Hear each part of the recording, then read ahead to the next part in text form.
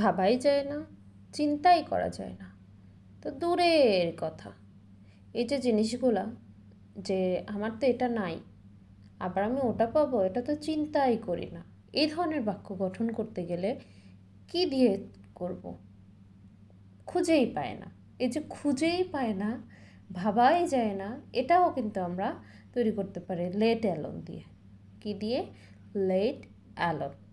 Let alone এর বাংলা অর্থ হচ্ছে তো দূরের কথা, এমন কেউ না। ঠিক আছে, চিন্তাই করা যায় না, ভাবাই যায় না। So I can not read English, let alone speak it. আমি ইংরেজি বলতেই পারি না, বলা তো দূরের কথা। He doesn't have a pen, let alone a book. তার কলমই নেই, বই তো দূরের কথা। She can not walk, let alone run. সে হাঁটতেই পারে না, দৌড়ানো তো দূরের কথা। We don't have tea, let alone coffee. আমাদের চাই নেই, কফি তো দূরের কথা। এই শুধু কি দূরের কথা বলছি বলে দূরের কথাই হবে এমন কিন্তু না, ভাবাই যায় না, চিন্তাই করা যায় না। যেমন আমরা এখানে বলতে পারি আমি ইংরেজি বলতেই পারি না, বলার তো ভাবতেই পারি না, চিন্তাই করি না। তার কলমই নেই, বই তো ভাবাই যায় না, চিন্তাই করা যায় না। সে হাঁটতেই পারে না, দৌড়ানো তো ভাবাই যায় না, চিন্তাই করা যায় না।